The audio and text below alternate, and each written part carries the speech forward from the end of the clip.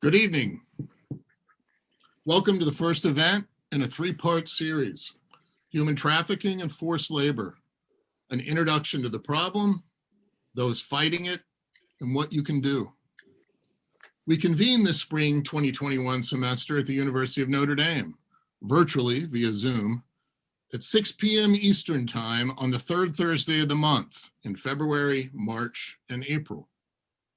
Tonight, we focus on an introduction to the problem, and we hope you'll join us again on March 18th when we focus on those confronting the human trafficking and forced labor issue in the realms of business, government, law enforcement, and victim leadership.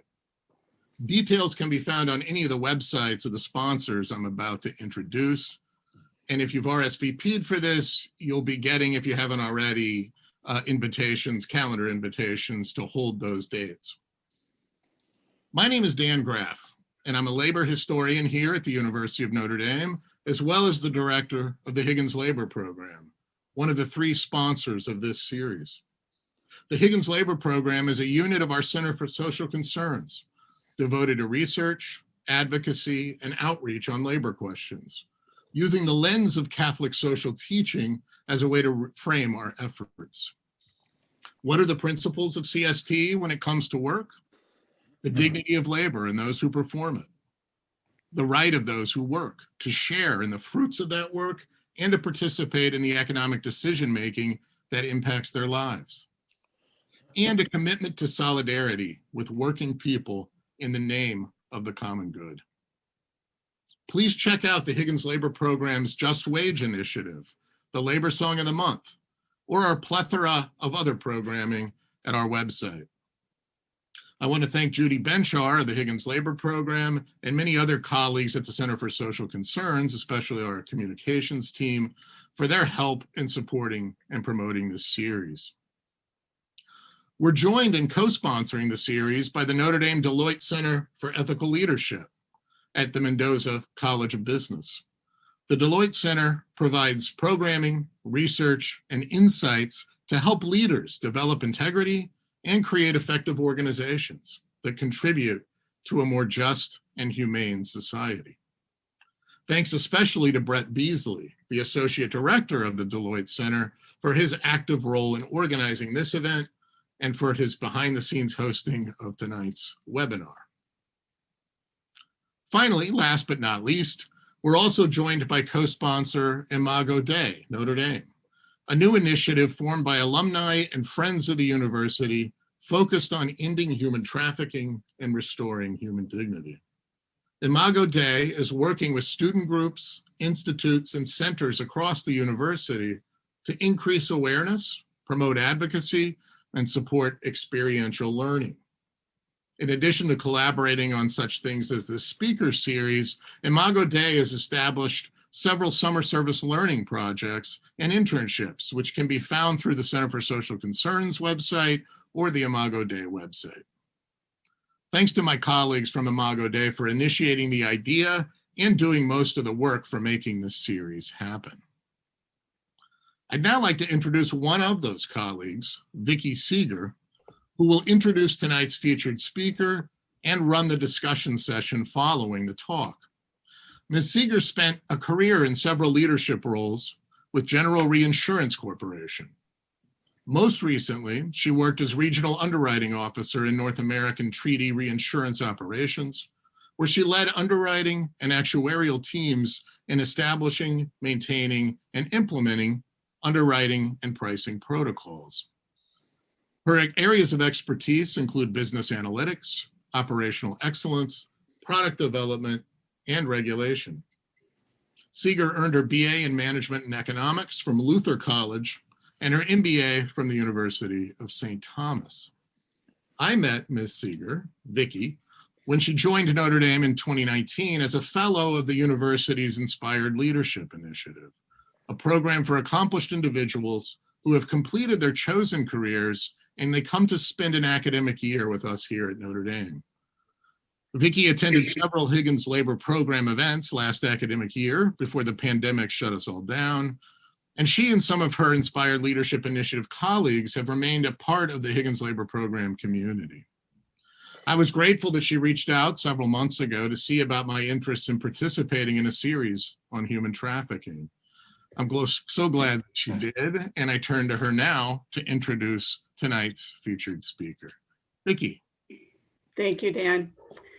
Well, it's my great pleasure to welcome and introduce to you Professor Terry Coonan. Terry is founding director of the Florida State University Center for the Advancement of Human Rights. The center provides pro bono legal assistance to victims of sex trafficking and labor trafficking, and works closely with state and federal law enforcement officials in the investigation and prosecution of trafficking cases. Professor Coonan teaches in the FSU Law Department and serves as the appointee of the Florida Attorney General on the Florida Statewide Council on Human Trafficking.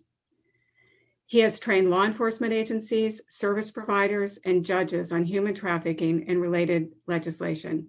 He has also consulted with the White House, Department of Justice, and the Department of Transportation on human trafficking and immigration.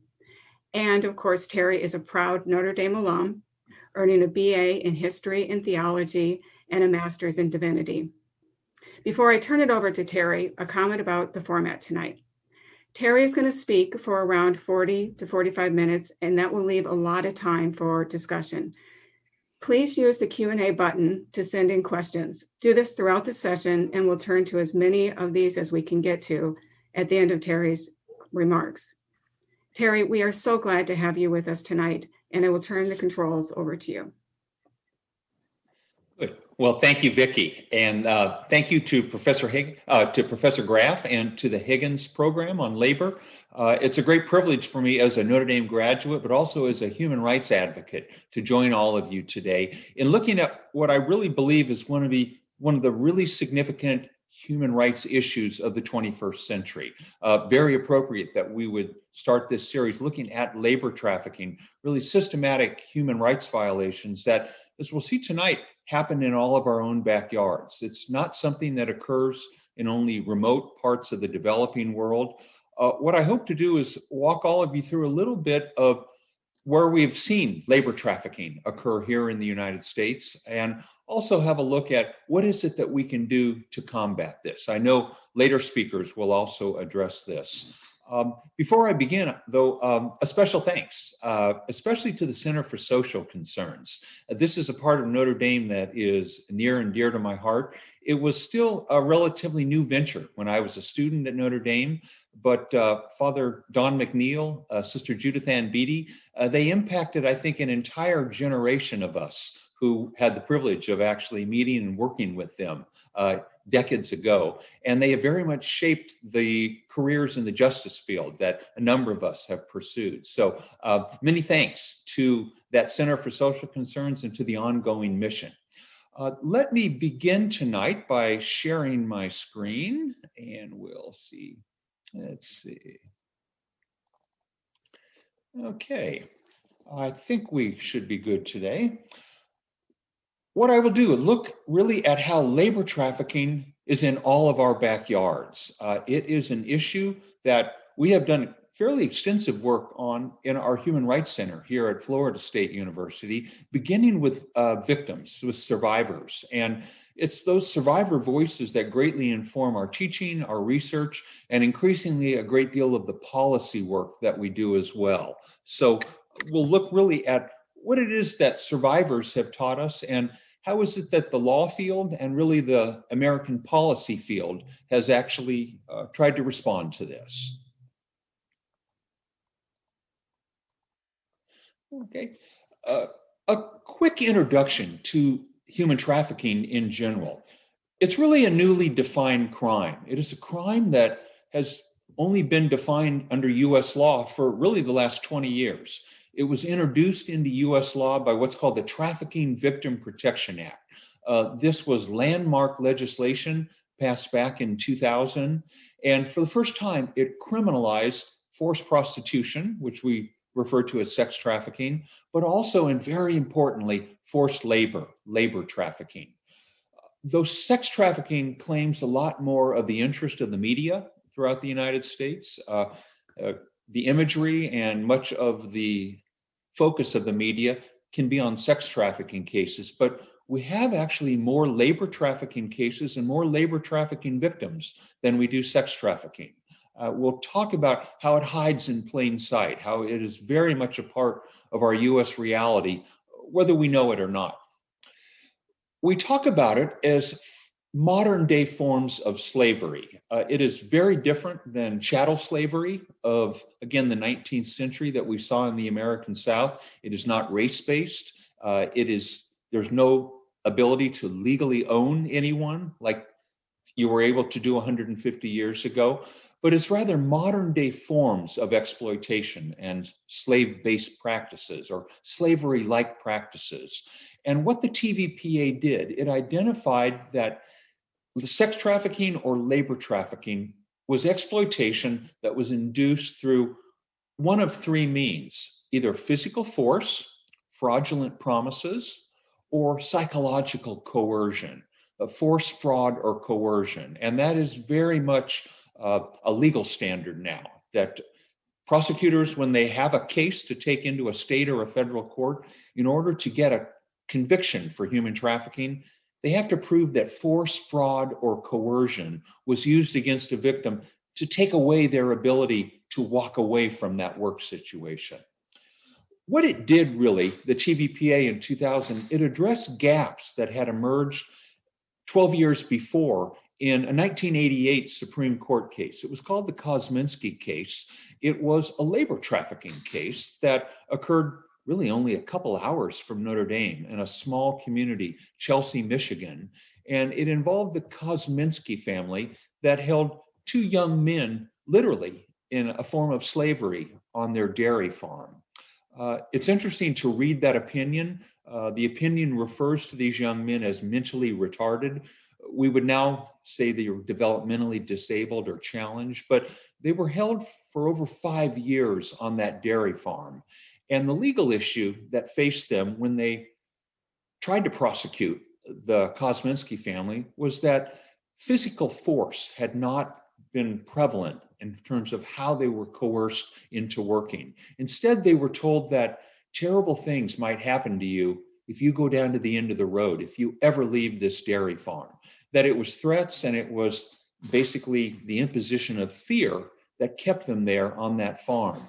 And the Supreme Court case in that year said that this did not arise to the level of slavery. It did not arise to the level of the 13th Amendment understanding of slavery as we then knew. And what the world, especially the advocate world, very quickly realized was that a great many of the modern day forms of slavery are not actually the result of physical force. And it took Congress about 12 years, but finally in the year 2000, they, in a sense, expanded the notion of what constituted this kind of exploitation.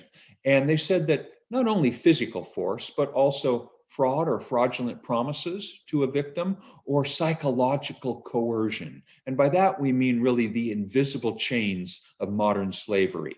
Threats against the person, against their family, anything that might induce them entirely just through their own mind to maintain or to remain in a situation of slavery.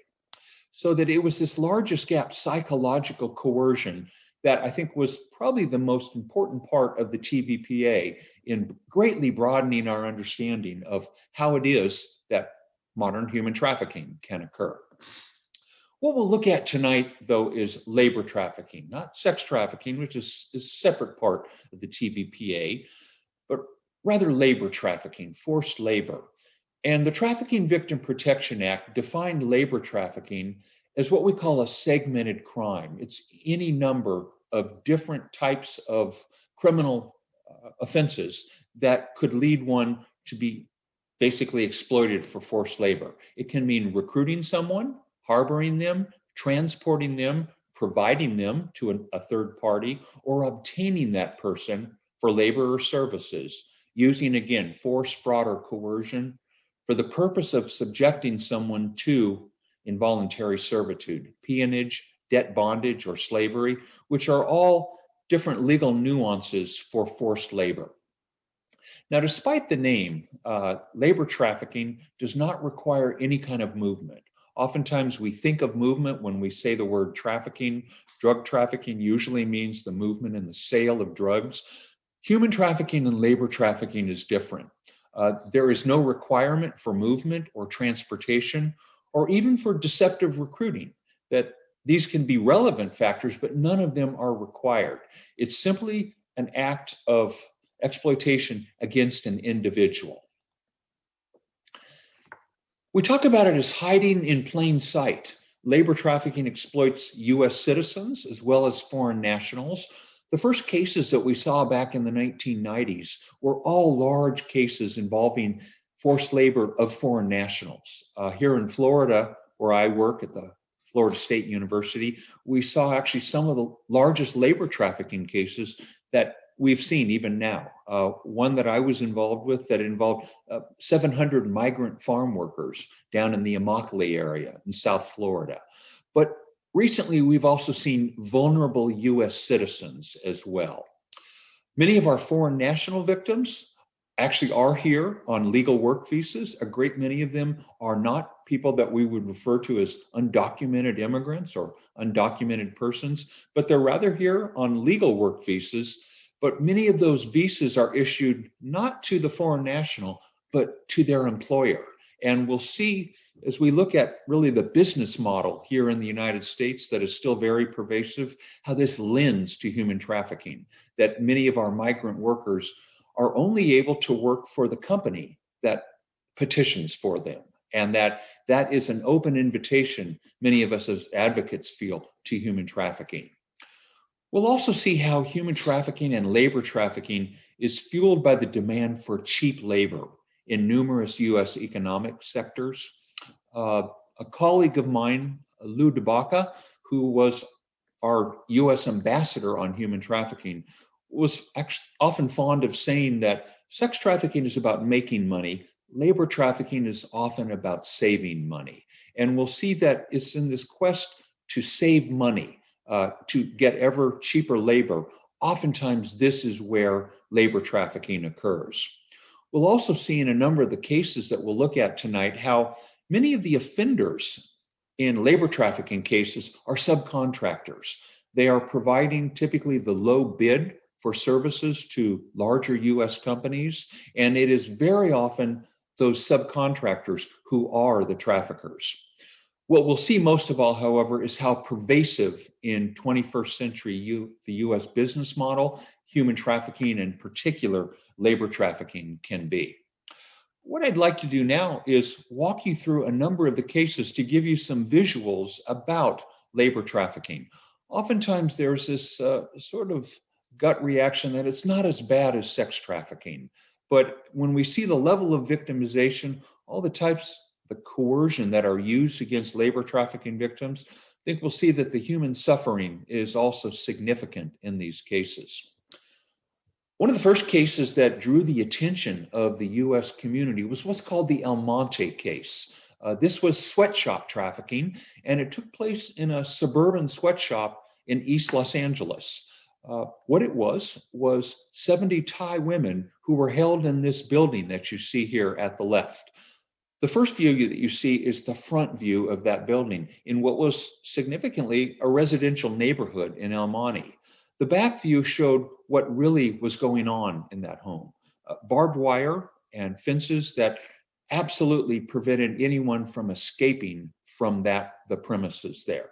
And this was where, again, one of the largest and most significant initial labor trafficking cases occurred.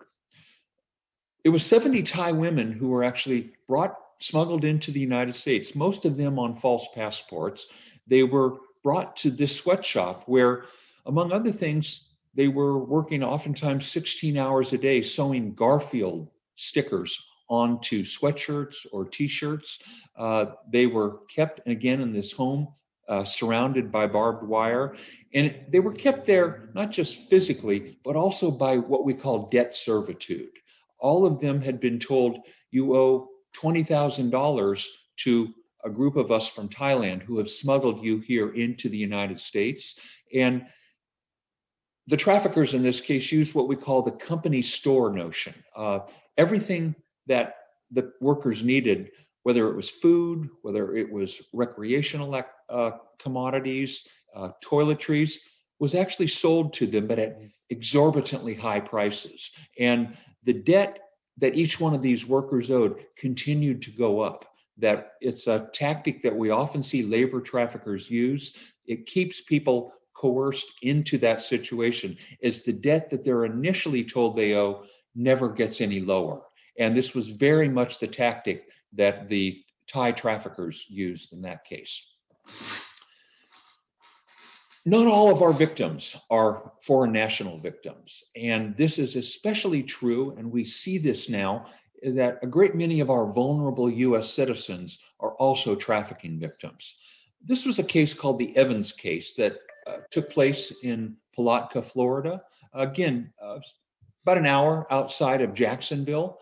And this was a case that took place on potato and cabbage farms, farms that were owned by a US citizen who was himself a trafficker. And what this trafficker, Mr. Evans, did, he recruited people from homeless shelters. This was the vulnerability that he looked for. In particular, he looked for African-American homeless men that he could lure out of homeless shelters. He recruited in shelters in Jacksonville, Orlando, Tallahassee. He went as far west as New Orleans, and he looked for a specific profile of victim, typically an African-American male, not only homeless, but who also had a substance abuse or an alcohol abuse issue. And he rightfully knew that as homeless persons, there was not a family that would miss them. Even staff in many of our homeless shelters understand that they work with transient populations. A homeless person may stay for a while in a shelter and then move to an entirely different city. And Mr. Evans counted on that. He counted on the fact that he could find these vulnerable US citizens who were both homeless and had a substance abuse issue. They were then taken to this remote labor camp. You can see the picture of it at the side here, a big sign that said, "Warning, no trespassing." It may not be real evident from the picture, but the barbed wire at the top of that fence, it angled back towards the camp. It was not meant to keep people out of the camp. It was meant to keep people in that camp. And that's exactly what it did. Many of the homeless people were held there for several years and routinely exploited. Mr. Evans used both debt servitude, but also isolation to coerce the labor on this potato and cabbage farm. He paid his victims nightly in alcohol and crack cocaine. Again, he exploited the substance abuse issues that many of them had. And on Friday, when they should have been, say, paid $500 for the work that they had done on that camp, they would be told, well, you actually owe me $500 for the crack cocaine or the alcohol or the unlicensed cigarettes that I sold you. A number of the victims in this case, sadly, were US veterans as well. Veterans who had fought in the first Gulf War. The America that they came back to was not an America that welcomed them, but rather one that exploited them. And those, again, victims, many of them held for over a year. The case was interesting how it came to light as well. It was the Environmental Protection Agency, the EPA, that identified this case. Mr. Evans not only had little regard for human life, had little regard for the environment. He was dumping the outhouses from this camp directly into a tributary that led to the St. Johns River, which is the water supply for the city of Jacksonville. It was the EPA, the Environmental Protection Agency, regulators that actually identified what the source of that sewage was, and it led directly to this camp and to the discovery that over 70 African-American men in modern 21st century America were being held as slaves. But in this case, it was not race-based as much as it was vulnerability-based, their homelessness and their substance abuse issues. That was agricultural trafficking. Let's move to the hospitality industry. This was another human trafficking, a labor trafficking case.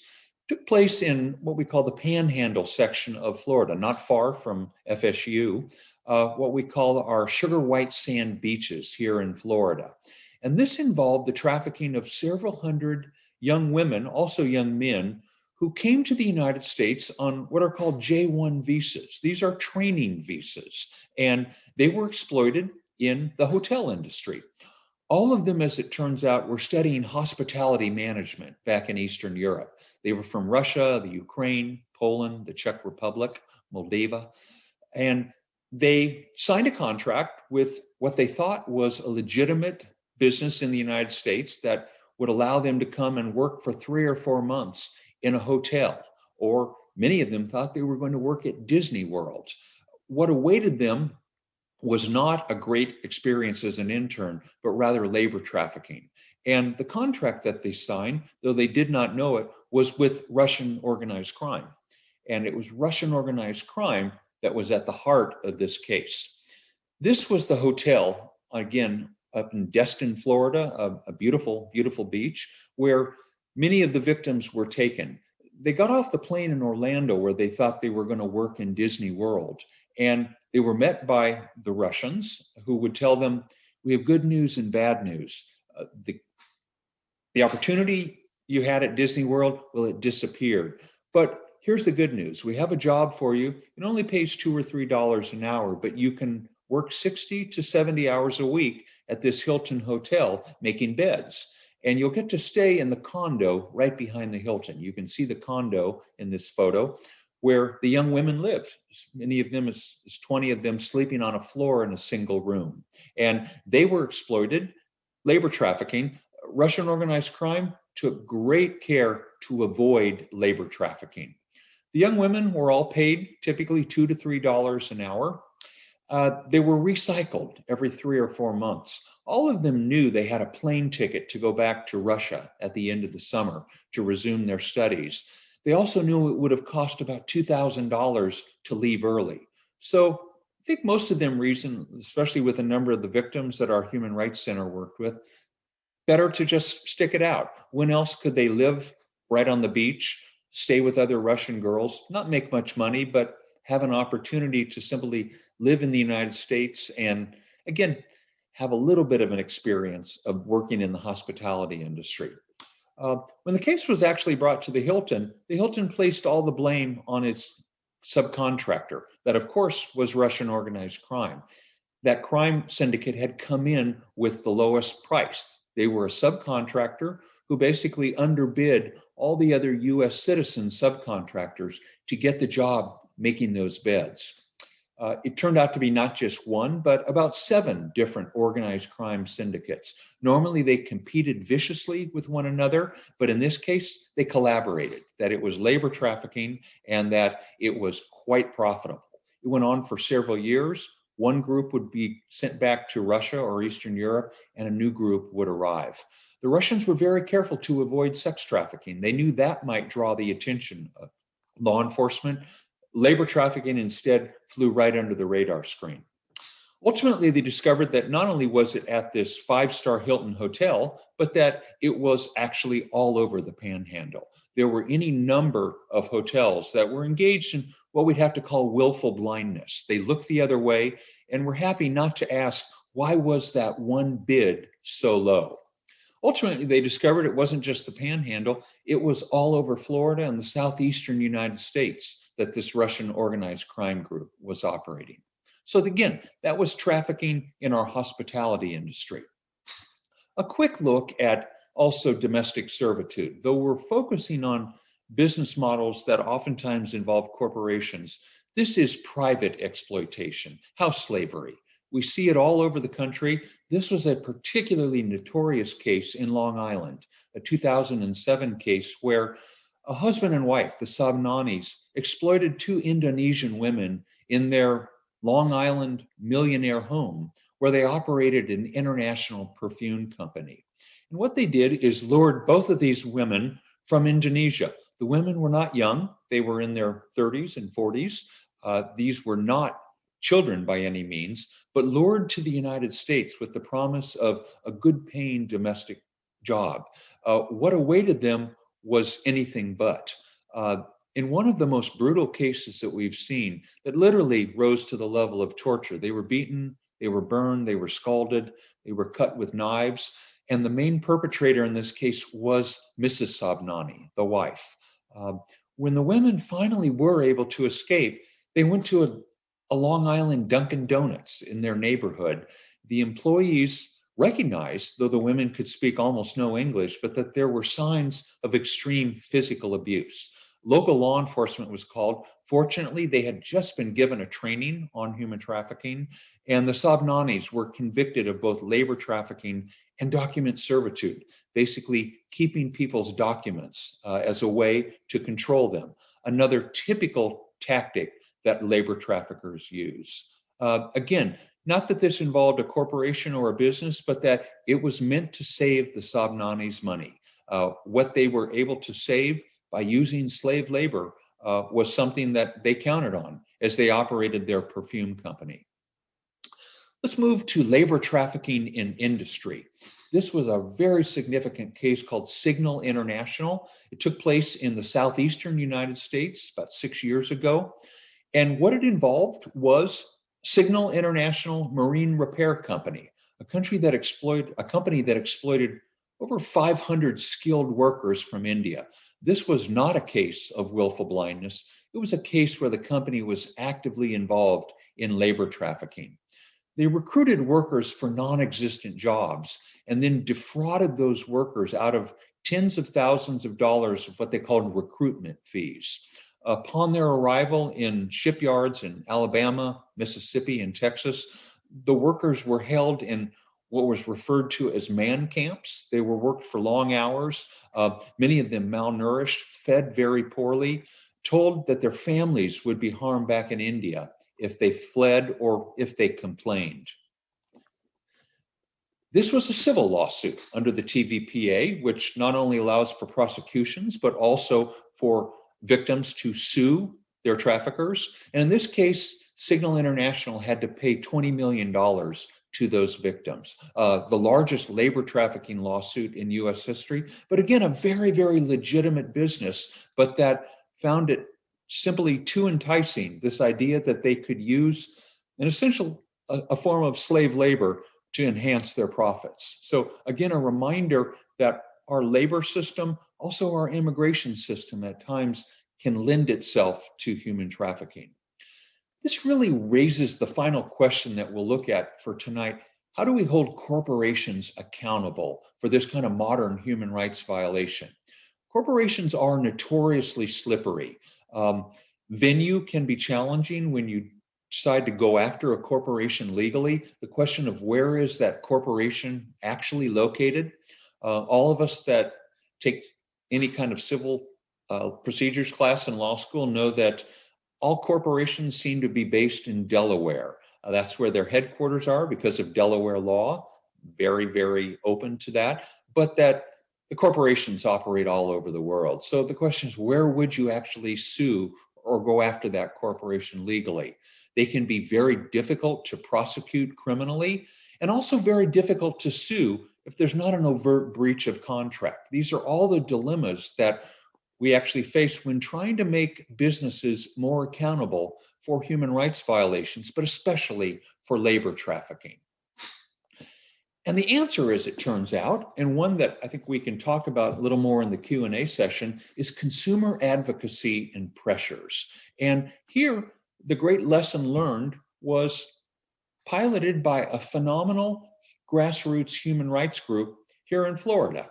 It's called the Coalition of Immokalee Workers. It is a group of indigenous farm workers, many of them Latin American, many of them from Haiti, from a number of different countries, that are the farm workers who pick our produce in South Florida. Turns out they pick the produce that basically feeds and provides the profits for especially the fast food industry. And it was the fast food industry that became the focus of this coalition of Immokalee workers. They discovered, and this again was not news to them, but that those picking America's food could not afford to eat well themselves. They were so poorly paid. They essentially discovered that the biggest purchaser of tomatoes, the tomatoes that they harvested routinely, working very, very long hours in the Florida sun and for very, very poor wages. Farm workers are exempted from our minimum wage laws here. So they asked Taco Bell, when they discovered that Taco Bell and its parent company of Yum Foods, they asked, would you pay 1 penny more per pound of tomatoes? And Taco Bell absolutely refused. Taco Bell said, why should we? Okay, we're not being sued. We haven't committed a crime. You can't criminally prosecute us. So no, we will not pay 1 penny more per pound of tomatoes. All right. The reality for our farm workers in America is that they're paid piecemeal. They are paid per bucket of tomatoes. And to make about $50 a day, they would have to pick over 150 of these buckets of tomatoes and run to the truck with them. They'd be given a ticket and they'd then run back to pick more tomatoes. A quite grueling lifestyle, and one that barely got them $50 a day, even after a full day of work. The Coalition of Immokalee Workers tried to figure out, how can we get Taco Bell to the table? They realized that a lawsuit would be ineffective, so instead they turned to the US public and specifically to college students, asking them to boycott Taco Bell. Now, Taco Bell, I think, was amused by this, paid it no regard at all. But what ensued was a groundbreaking boycott, went on from 2002 to 2005, in which the Coalition of Immokalee Workers essentially asked universities and college students to boycott Taco Bell, to not go to Taco Bell on Friday and Saturday nights, to not have Taco Bell be part of the food court at the university.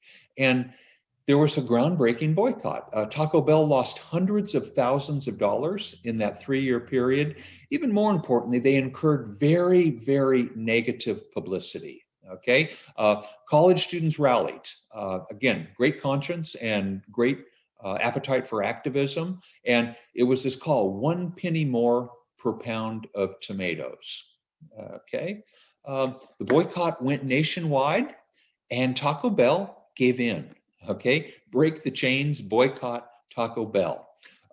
It was a tremendous lesson learned for many of us in the human rights field, but also for anyone hoping to impact corporate behavior, that legal channels might not be the most conducive ones, but that rather consumer activism was perhaps the way to go. A boycott of McDonald's followed. Okay, the Coalition of Immokalee Workers decided, okay, we've just, in a sense, brought Taco Bell to the table. Let's now target McDonald's. McDonald's initially refused. It took a 2-year period, but they ultimately broke down. They too agreed to pay 1 penny more per pound of tomatoes. Next, Coalition of Immokalee Workers took on Burger King in 2008. You can see the picture of the demonstrations, Exploitation King, and Burger King came to the table. Trader Joe's was the next target, and Trader Joe's told CIW, you don't have to boycott us. We'll actually agree to pay that 1 penny more per pound of tomatoes. Again, a tremendous campaign, a grassroots campaign on the part of this farm worker organization that brought corporate America to the table. And since then, the coalition has launched a wider version of this. They call it their Fair Food Program, and numerous different restaurant chains, very significantly Walmart. Walmart has been a key stakeholder in this process. Walmart, oftentimes gets criticized for different things. They've been one of the most important stakeholders in this Fair Food Program. And now it involves not just tomatoes, but many of the other things that are produced, that are grown here in Florida and across the country. The corporate lessons learned from this were very, very important. Number one, that consumers possess tremendous power to alter corporate behavior. And that, very importantly, college students are uniquely positioned to impact corporate decision-making. College students are a distinct subsector here in America in terms of the things that you as students buy, and that when you act collectively, you have tremendous power to alter what at times is corporate behavior. Okay. The business community and also legislators in the United States sat up and also looked at this lesson of what the Coalition of Immokalee Workers had shown. And our California legislators implemented in 2012 what they called the California Transparency in Supply Chains Law. And what that did, it required any company that does business in California that makes $100 million a year in gross profits. That seems like a lot, but in terms of gross profits, it really isn't. Any company that was operating in California that made that kind of money was required to post on their websites what they're doing to combat human trafficking. Again, it didn't prosecute them for anything unless they failed to put something up on their website. The entire purpose was to give consumers, but also shareholders, vital information. Shareholders are also greatly impacted by these kinds of boycotts. When Taco Bell or McDonald's or any company starts to lose money, it's shareholders that ultimately are negatively impacted. So that both shareholders and consumers, very, very important stakeholders. And what this California law did is that it basically gave consumers the power to look on those websites and to see, what has my favorite company done to combat human trafficking? Now, of course, some companies can game this, but it was, I think, the instinct that, again, consumers have a tremendously important role to play when we take the time to look at who is it that we give our consumer dollar to. This is a very, very important way to combat labor violations and labor trafficking as well, especially as it occurs in supply chains. There's a question of individual responsibility that I think all of us can take on when it comes to trying to impact corporations, trying to reduce labor trafficking or forced labor in supply chains where so much of it happens. Know your preferred commodities, know how they're made and how they're marketed. Think of the things that you buy. Is it fast food, fast fashion? Is it cosmetics, cell phones, iPhones? Your portable computer, and research those. Look to find out the company that you buy that from, what are they doing, especially to look at the possibility that forced labor might be somewhere in a supply chain. Very little of what we buy is actually made in America now. That's simply the reality of the 21st century business field. That's the business model that we all work with. About 93% of our clothes are made elsewhere. We need to research the companies that claim our consumer dollars. One way to do this, I have all my students that take my human trafficking class here at FSU at the law school look at this website. It's called slaveryfootprint.org, and essentially it's an app. It will ask you, what are the things that you buy routinely? What are your preferred fast foods? What's your preferred candy? What is your preferred types of watches or computers, cosmetics? What do you buy? And it will then tell you how many slaves work for you, okay? Again, it looks at supply chains, and it's a reminder about how all of us are very much living in an interconnected world in which our role as consumers is absolutely crucial to either providing for a better lifestyle for the world's workers or to contributing to their exploitation, okay? And a final slide tonight, just a reminder to me, and I think for so many of us that work in this human rights and human trafficking field, really the value of Catholic social teachings. This, I think, was one of the great enduring gifts that I received from the Center for Social Concerns at Notre Dame. But it's our Catholic social teachings, still sometimes referred to as our best kept secret in the Catholic Church. We'd like that it not be such a secret. But our Catholic social teachings begin with the inherent value of the human being. Human trafficking and labor trafficking is the antithesis of that. It treats humans as commodities, as people to either be bought or used or exploited. Our Catholic social teachings, absolutely crucial, and I think and a really important starting point for a different approach. How can we combat human trafficking? In the human trafficking field in which I work, there's a tremendous focus on what we call the victim-centered approach, whether it's laws or policy or working with survivors, everything that needs to be victim-centered. And here's where Catholic social teachings is, in many ways, I believe, the ultimate victim-centered approach. It's both systemic, it's holistic, it looks at the entire human person, and it is, I think, a tremendous framework for us. And the Catholic Church, not accidentally, has been one of the great stakeholders in combating human trafficking. Catholic social teachings actually offer a far superior conceptual model to other approaches that we have seen in the last 20 years for combating trafficking.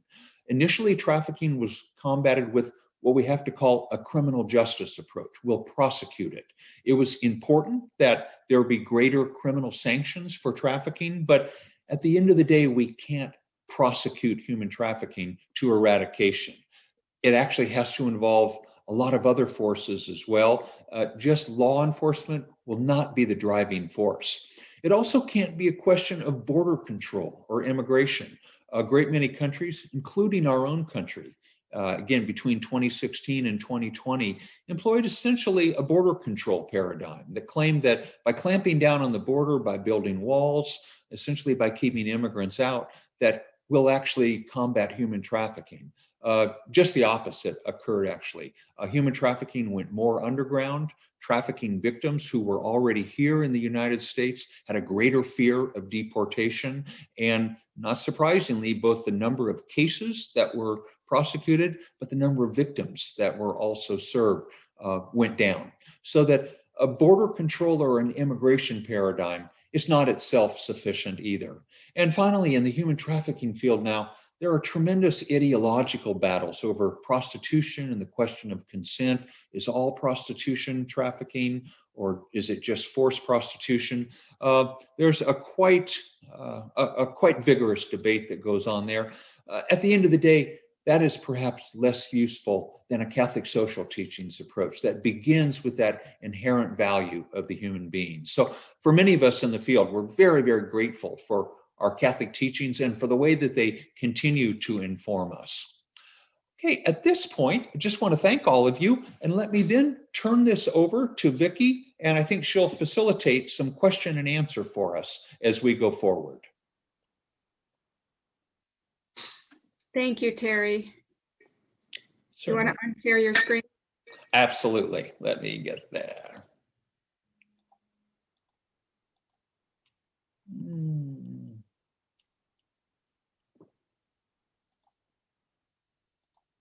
How's that? Great. Okay, thank you. So yeah, several questions have come in. Can you talk a little bit more about how labor trafficking violations might be curtailed more with through the Labor Department enforcement? Well, absolutely. Things like that. Many of our labor trafficking violations occur in the parts of our U.S. economy that are least regulated by the U.S. government. I mean, it's no accident that much of the exploitation happens in areas where there's simply not a lot of federal presence or even perhaps state presence. So greater attention to those parts of our economy. I know I heard one commentator say that human trafficking, labor trafficking often occurs in what he calls the 3 Ds, dirty, demeaning, or dangerous sort of occupations. And these are often the occupations that US citizens choose not to pursue. It's oftentimes it's a foreign national, it's an immigrant doing that work.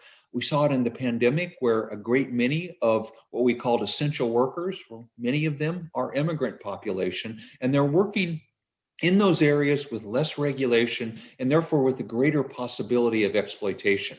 I think part of it also has to do with reimagining our immigration system and not allowing for these visas that place an immigrant at the mercy of their employer.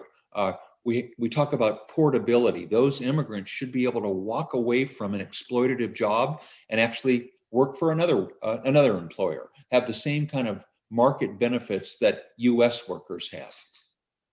And in the this year's Trafficking in Persons report, when you talk about those industries where there's more of this happening, it profiled the elder care industry. Can you talk a little bit about that? Are you seeing that as well?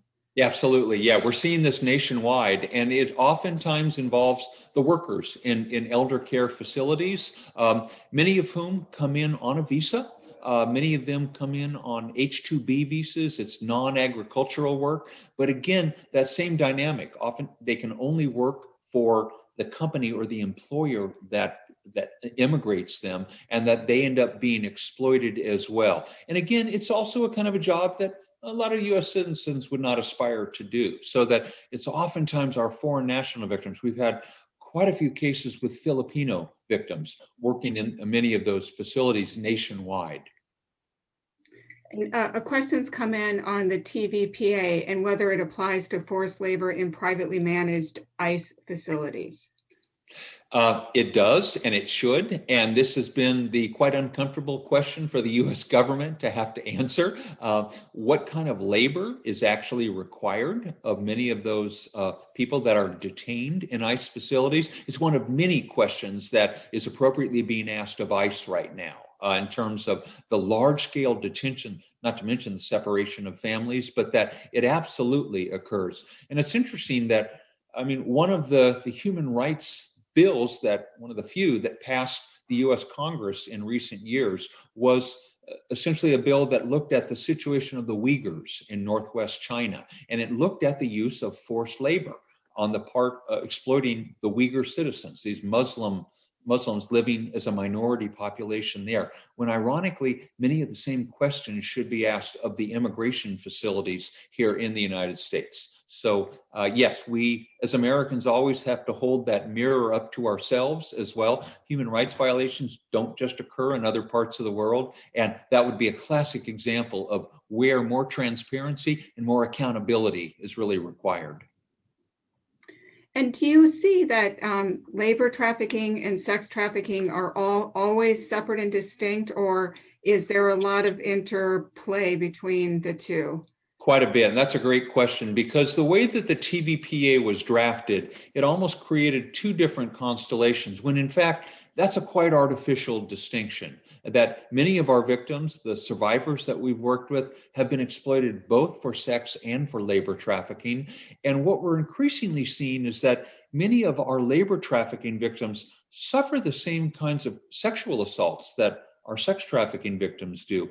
Sex trafficking under the law only involves the commercial sexual exploitation of victims, so that unless it is prostitution done for a commercial reason, legally it doesn't add up to sex trafficking. But increasingly and almost routinely, we're seeing many of the young women who are trafficking victims, labor trafficking victims, have been coerced or have been exploited or brutalized through sexual assault as well. So in many ways, that's a distinction without a difference, and one that we would do well to not get too caught up in that dichotomy, even though the TVPA essentially put that out there for us. Let me read this question to you. In your view, are human trafficking and forced labor a matter of bad apples, or more a predictable consequence of low wages and poverty, vulnerable persons? Yeah, and there's one narrative that a great many people in our, whether it's our corporate world or whoever, say that it's just bad apples. Okay, these are just bad subcontractors. These are people that just, don't have any morals. The problem with that position is that, number one, the willful blindness that we have seen on the part of a great many companies, happy to look the other way and not ask, why is that bid so low for labor, whether it's picking tomatoes or making beds in a hotel? Why is it that, it's 80% lower than what these other US citizen subcontractors are offering? So the willful blindness question, I think, undercuts that argument that it's just bad apples. And then the way that our system, and again, especially our immigration system, with its lack of portability for immigrant workers, absolutely reinforces that tendency as well. So there are systemic changes that we have to make. It's not enough to just think there are bad apples, there are bad subcontractors or exploitative people out there. Systemically, we have to ask ourselves a lot of those questions in order to really get at the business model for labor trafficking that continues to thrive. And you talked in your presentation about the employee at Dunkin' Donuts who recognized the situation. Is there any anything that you can share that any of us as, just consumers, citizens could use to help us recognize trafficking? Well, absolutely. And if you get on the website of our Department of Health and Human Services, HHS, they have a whole series of trainings that can be downloaded, fact sheets, posters, things that can be put out in any kind of business. They have them tailored for the health industry, the medical industry, for teachers. They've done, I think, a phenomenal work. And this is the part of the US government that provides the benefits to human trafficking victims. If they're foreign national victims, they're given the same benefits as refugees are. And that, again, it represents that part of at least the US approach is human rights based. The same things that we give to torture survivors or to asylum seekers, refugees that come to the United States, we also give to trafficking victims. So HHS has a great series of things that can be downloaded that way. The other great group, the Polaris Project, a great non-governmental organization that has done phenomenal work over the years, and they also have resources that can be downloaded from their website. Thank you. Another question that's come in is, are there any big wage theft cases that have recently been litigated?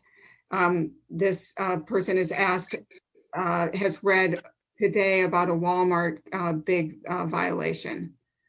Okay, I don't think I can speak to that in particular. I don't know of it. A number of our meatpacking plants have been looked at in recent years, and it's often under the guise of immigration enforcement when the dynamic that they may actually encounter is labor trafficking. Very, very important. Again, the whole politics of large scale raids, oftentimes that falls under that immigration border control paradigm, which at the end of the day can be problematic. It can drive victims more underground, less likely to self-identify as victims, less likely to trust law enforcement, so that many of the raids are counterproductive if we think of them as meant to rescue workers, when in fact, oftentimes the operative mentality is border control or immigration enforcement. Okay, switching gears, towards the end of your presentation, you talked about a victim-centered approach. Can you give a little bit more detail or background on that? Yes, this was it was like one of the key central points of the TVPA. The ambassador that I mentioned, Lucida Baca, a former federal prosecutor who in the 1990s prosecuted a great many of these very, very large sex and labor trafficking cases throughout the country, was one of the prime movers of that. And what this victim-based approach did, it said that not only are we going to prosecute, but we actually need to be thinking about the victims, that at the end of the day, it can't just be about prosecution. So that very, very importantly, the TVPA introduced this range of benefits. Recently, many of those benefits have also been created for US citizen victims. We now realize that our largest pool of sex trafficking victims, they're not our foreign national girls and women, although that was very much the focus initially 20 years ago of human trafficking legislation and efforts, but that it's our own US citizen children, oftentimes chronic runaways, kids that are living on the streets. Many of them are sex trafficking victims, so that there have been new and additional resources that, especially on a state-by-state basis, have been created for that victim population. One caveat, though, that the TVPA only offers a lot of those victims those kinds of benefits if they're willing to assist law enforcement with what's called a reasonable request for victim compliance. And unfortunately, what that's led to is the idea that law enforcement can also control who gets those benefits, and that if a victim is not willing to take part in a prosecution, if they're not willing to take part, say, testify in an open court against their trafficker, law enforcement might not endorse their application for what's called a T visa, a trafficking visa. So there's been, I think, a very strong and appropriate human rights critique of that. Now, Congress did it clearly because they could not get successful prosecutions without victims, without victim witnesses. So that was clearly part of the TVPA. we don't talk about it as true human rights law. It's actually prosecutorial law with some human rights incidental benefits, but it still at the same time embraced what we call this victim-centered approach that today still at the heart of the U.S. sort of response to human trafficking. And that, again, says we have to look at it from the perspective of victims. A lot of the trainings that I do for law enforcement or prosecutors are, how does that get played out in an investigation? You're doing an interview, not an interrogation with a potential victim. You're not doing it with a badge and a gun in full sight. You're not threatening them. If you're a prosecutor, you have to think of what are the reasons that a victim witness might be reluctant to confront their trafficker on an open stand. What kinds of coercion are being exerted against them, threats against their family or their children back in the home country, asking us to think through how does the victim experience human trafficking and also experience our efforts to both investigate it and prosecute it. We still have a ways to go on that, but it's a very, very important paradigm for us to have espoused. And does it vary from state to state? Well, this is federal law, so that in theory it doesn't. State by state, though, depending on how well their own law enforcement or how well their own prosecutors are trained, states were slow in some ways to follow federal law. The federal law came out in 2000. It took almost another 15 years before every single state in the country, Wyoming was one of the last, to actually also implement state statutes against human trafficking. Why that's so important is that federal law enforcement doesn't have a beat. They respond to calls from the community, but unlike our state and local law enforcement who do walk a beat, they know their communities. It's been very important for us to train our state and local law enforcement on human trafficking because they're the ones that will most certainly investigate it and be the first ones to see it. And so at the federal level, do you anticipate changes with the new administration in level of awareness of this or activity regarding both sex and labor trafficking? Yeah, well, and the politics of immigration are a moving target, as we all know. I think there is a sense of confidence that we may move away from a completely prosecutorial border control kind of paradigm. I mean, that has been the paradigm of the United States in recent years, and that has had significant consequences for survivors, victims of human trafficking. Much less likely to self-identify, much less likely to ever want to come forward and cooperate with law enforcement. So that signal alone may be very, very important. On the legal field too, it's very difficult to get asylum if you're a human trafficking victim. And that some of that has to do with the legal requirements for asylum, but that historically trafficking victims have had difficulty proving that they belong in what we call the 5 enumerated grounds: persecution on account of race, religion, nationality, political opinion, or a particular social group. Human trafficking doesn't fit very neatly within any of those enumerated grounds, so that asylum has not been a very viable option for our trafficking survivors. So we're still wrapping our heads around how can we better protect victims? Also, how can we better identify and protect our own U.S. citizens who are vulnerable? Increasingly, we're seeing those U.S. citizen victims, whether they're special needs, teen runaways, any number of different victims, homeless people, people with a substance abuse problem. They also deserve very much our attention and our care. So I'm going to read one of them that's come in. One can talk about profit as a problem, but the world needs profit. Isn't it true that the vast majority of businesses do not exploit? Or said another way, businesses and citizens informed are perhaps the areas of greatest leverage to combat human trafficking? Yeah, I would agree with that last statement. We absolutely are the best means for combating trafficking. And quite a few of our businesses are learning that you can do well by doing good.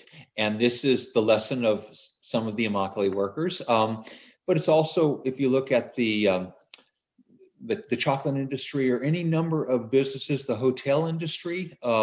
Back in 2004, one of our great advocacy groups called ECPAT introduced what was called the Code for the Hospitality Industry, in which hotels, and Carlson Hotels was the first group to belly up to the bar and say, yes, we will accept this code, that we will do everything we can to eradicate child sex trafficking in our hotels. We'll train our employees. We'll also basically enforce this, and we'll basically talk to our consumers about this. And the lesson learned was that people will prefer that hotel, and that this has been the great lesson that many of our businesses have learned, that again, by espousing or by taking on that kind of commitment to combat trafficking, by doing it publicly, by implementing trainings for their employees, and again, not just something that's just very superficial, but that consumers reward that behavior. As consumers too, if we're willing to pay a penny or two more for some of our commodities, that's also a very important thing. That again, not always going for the cheapest price, but doing some of the research and asking who deserves our consumer dollar. Is there good sources to help consumers figure that out? Well, there are any number of sort of evolving websites. You can look at, say, if you Google fair foods or any kind of commodity that you buy, Google it and do fair labor standards or transparency in supply chains. And it will actually typically bring you to the website for that company.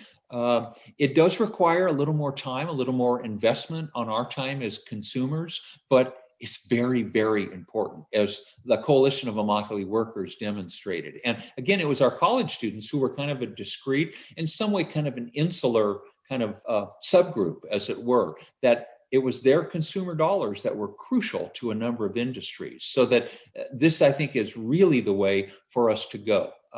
Also, simply telling people, if we are shareholders, our Catholic sisters have done phenomenal work, not just in terms of the actual care that they provide for trafficking victims, and they've done phenomenal grassroots work, but also their role as investors and shareholders.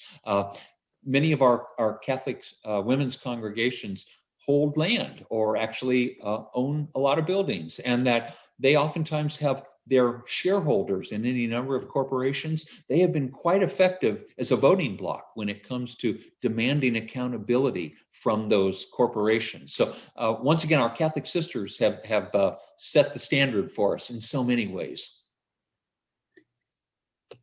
Is there any, a question has come in about prison labor.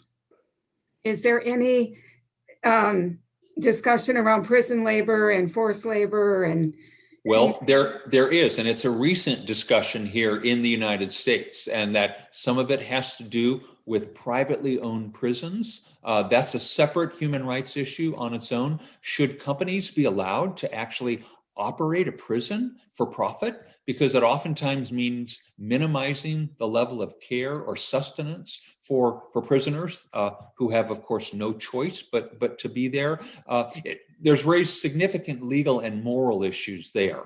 But the question too, whenever there's any kind of labor being done by prisoners, does not what may be happening in the United States not look too distant from what might be happening in the People's Republic of China? That we have to ask ourselves that uncomfortable question. And in an era in which prisons have been increasingly privatized, that's a really significant issue. Interesting. Well, I'm going to pass this back to Professor Graf in case he has a couple questions from the Labor Institute standpoint. But I want to personally thank you again. And I know I fire-started a bunch of questions at you, and that was fun from my end, but you held up well, so thank you. And I'm going to pass it back to Terry. Well, thank you, Vicki, and thanks again. This has been a great forum. Yeah, thanks, Vicki, and thanks, Terry. Professor Coonan, it's been a wonderful talk. I'm going to ask one more question from the Q&A because we have a couple of minutes left, even though we're not going to be able to get to all the questions, and I appreciate people's patience there. But a question, somebody asked, what about your Notre Dame education and experience has informed your human rights work? besides Father Don McNeil and Sister Judith, were there other influences on you in this way? And I'm going to add a question that's related to that, which is, what about current Notre Dame and other students?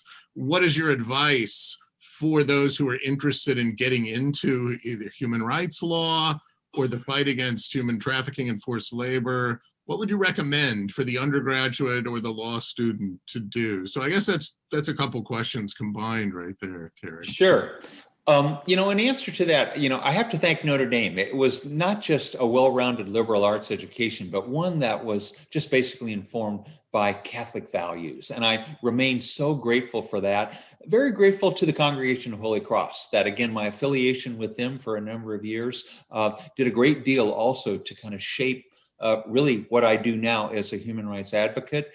Interestingly, several years that I spent in Chile while I was actually a seminarian with Holy Cross, thought I would be doing mostly teaching, but a great deal of my work ended up being work with torture survivors. This was during the Pinochet regime. And it was really my first introduction to trauma. We didn't have a lot of the language, again, 25, 30 years ago for trauma. And what I realized now was that the trauma that I saw and worked with a number of survivors, many of them my own age at that point in time, is now what I see with human trafficking survivors, both sex trafficking and labor trafficking. So that a great many of the experiences that Notre Dame and Holy Cross enabled me to sort of take on greatly formed and shaped me and continue to really inform what I do now.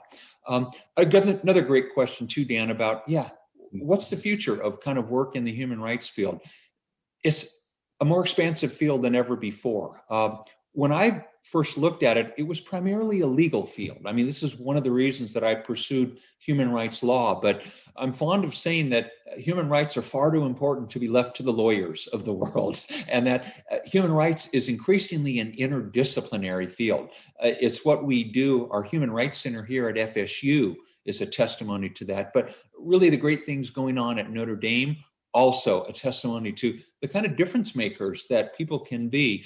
Very, very important, I think, to have human rights sensibilities, whether we're going on for law, for business, for medicine, social work, any number of different fields, I think are greatly enhanced by being informed about human rights issues and human rights sensibilities. So now the answer is, is clearly not just law school, but that graduate school, but with a focus on the human person. And that's where I love about our Catholic social teachings, that foundational notion of the inherent value of the human. And that's so important because so much of what we see in the contemporary world runs counter to that, human trafficking just being one example. But a great many of the fields that our Notre Dame grads can go on for could have tremendous impact on the world of human rights. Thanks so much. This is probably a good time to note, I don't know, it was so great to hear you talk about the Coalition of Immokalee Workers.